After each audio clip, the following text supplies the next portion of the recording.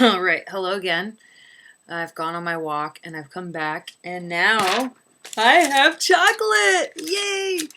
All right, so what are we on? This I believe is going to be video number 5. Where I'm going to go into the next aspect of astrology and chart reading. So in the last video I was talking about how you get your own natal chart, and you can start with understanding what it means for each planet to be in the signs that they're in your birth chart. For me personally, it's harder for me to go out and try to understand what it means for each planet to be in every single sign. Like, what is the sun going to be like in all of the signs? What is the sun in Aries? What is the sun in, all the way to Pisces? I guess for sun it's easier, but just in general for me personally, it's easiest for me to just know my particular planets and their aspects and the placement, in the signs. But the second thing I did actually want to talk about that comes next is aspects. A-S-P-E-C-T-S. So in the last video, as I was talking about imagining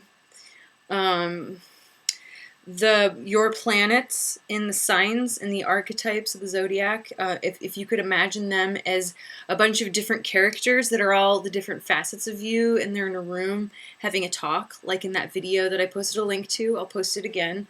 Another girl did a video where part of the video was that she had all these different aspects, these characters within herself, and they were having a conference and talking. And so once you get to a point where you start to understand, like, okay, I got the sun here, I got the moon here, I got Mercury here, I understand how each of these pieces is being expressed through different archetype, then you start to look at the relationships between the aspects of yourself. And so what that means is very geometrical, because what we're looking at here is, well, this is a 2D drawing of a 3D. Maybe we can think of it still as a 2D thing because it's in a giant plane. But essentially, it's a drawing, it's a figure, right? And it's got geometry. It's a circle. It's divided with angles. There's all these lines. And these lines are the aspects that I want to talk about.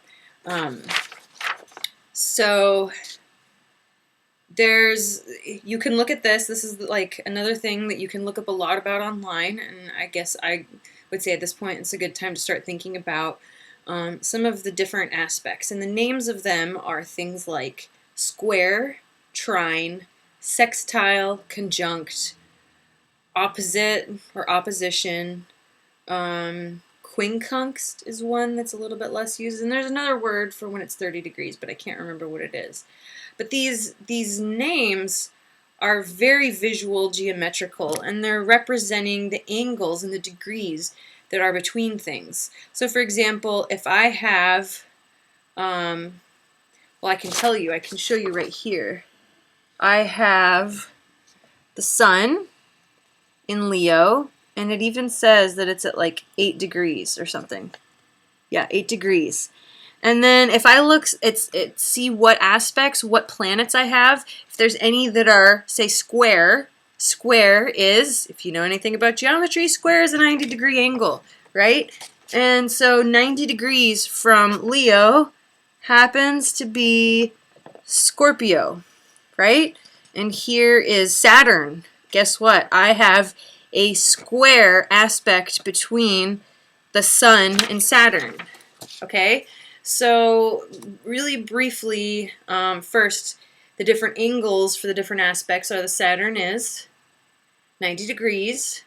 A trine is a triangle, and it's actually 120 degrees because it's 1/3 of a 360-degree angle. So you're imagining the angle that I would make between, say, Leo and another fire sign, Sagittarius. See these 2 points where my finger are? There's 1/3 because there's 3. This third one down here is Aries. That means that if I were to draw lines connecting all of the fire signs, I'd make a triangle. But if I were to measure from the center out from this point, say Leo to Sag, that's 120 degrees. So it's actually a central angle instead of an outward angle of a triangle, which is 60 degrees. Okay, but then the next one is 60 degrees.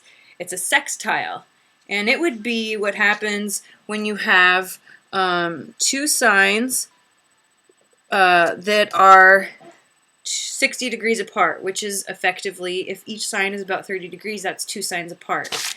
So that would, if you were to draw it out and connect them, let's look at here. Here's an air and fire sign. Those are two signs apart. If I connected all the air and fire signs, I would make a hexagon. Or if I connected all the earth and water signs, I would make a hexagon. And so in terms of math, geometry, and even engineering, physics, stuff like that, these shapes have a lot of important meanings. The other ones are conjunct, which is two things are like right next to each other, almost like right on top of each other.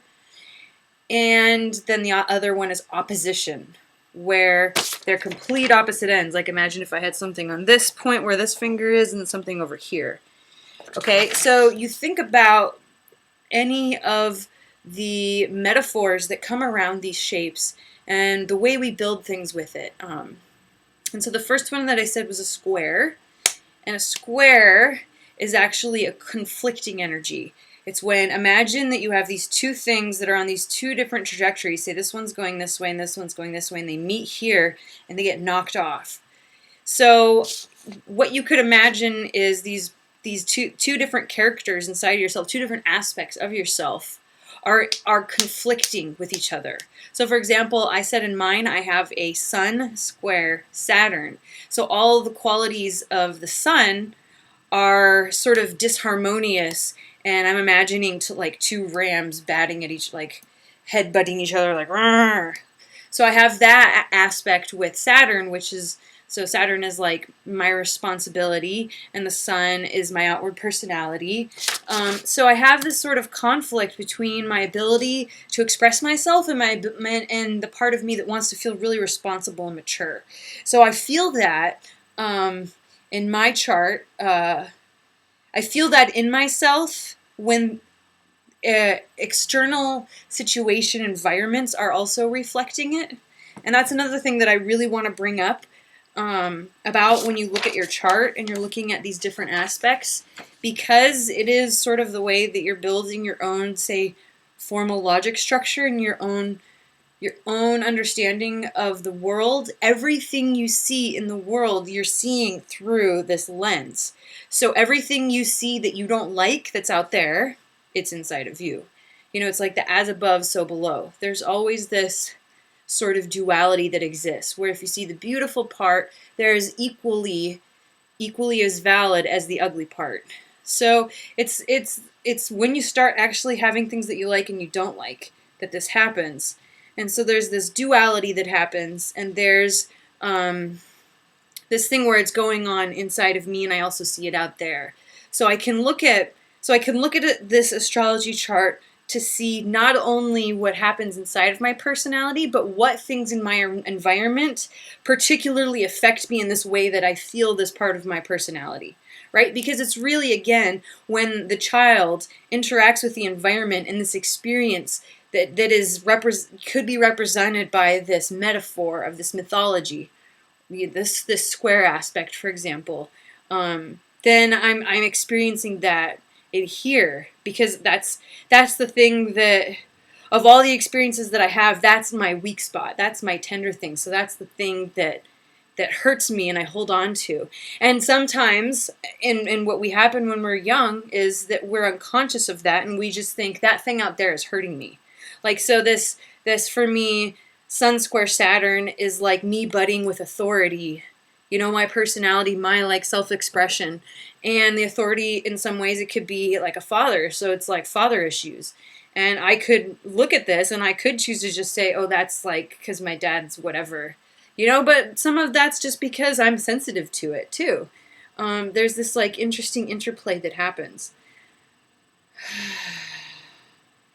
So, did I get to... So, okay, so I've done the square, and then the trine is a very harmonious aspect because it is all of the same element, so there's something that they all understand in common with each other. And the other thing that's interesting that is that in terms of structures, if you guys ever taken physics class and you had to build a bridge, guess what you found out? Triangle is the most stable structure.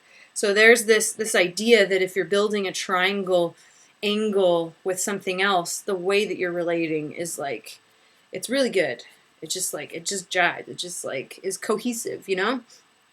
And then sextile is, if a trine is 120 degrees, sextile is 60 degrees, which is half of it. And if you think about a hexagon, it's made up of 6 triangles, and so each part of a hexagon that's 120 degrees is made up of 2 60 degrees. So it's this funny inverse. But a hexagon is also a very, it's a good angle in terms of the aspects in astrology, and it's also just a very useful shape. Like bees use hexagon-shaped honeycombs because it's apparently the most efficient yet sturdy shape to have, like, to maximize the volume for filling a space. So if you're an animal and you can't build curved lines because it's too hard and your body just naturally builds straight things, a hexagon is pretty much the closest thing to a circle. I mean, maybe that's not the only reason I haven't taken this part in math yet, but it's just a very good, and it's a very efficient shape. And so you can think of that thing, or at least I like to think of that, and look at your chart. And so I would say that the next layer is to go into your chart, and after you understand what it means to have a particular planet and a particular character zodiac sign, then you look at the aspects between the planets. And so when I was referring earlier to the woman who made the video of all the characters in the room, imagine asking yourself, like, what is the relationship between these characters? You know, there's like the dad side in you, maybe there's like the mom side, there's like maybe the kid side, there's the part of you that's like your social self, you know, your Facebook self or something. And how did all of those, if they were each their own character and they were all sitting around a table at dinner, how would they talk to each other? What would be their relationships? Some of those relationships are going to be really harmonious, and like there's buddies that form, and there's like these cliques, and there's like this whole little family of aspects just within your own little self. And then all the ways that you see the world are reflected in the ways that you experience everything through these aspects, you know. So that's a second level to look at the planets in the zodiac signs. Yeah, I think that's a good place to stop.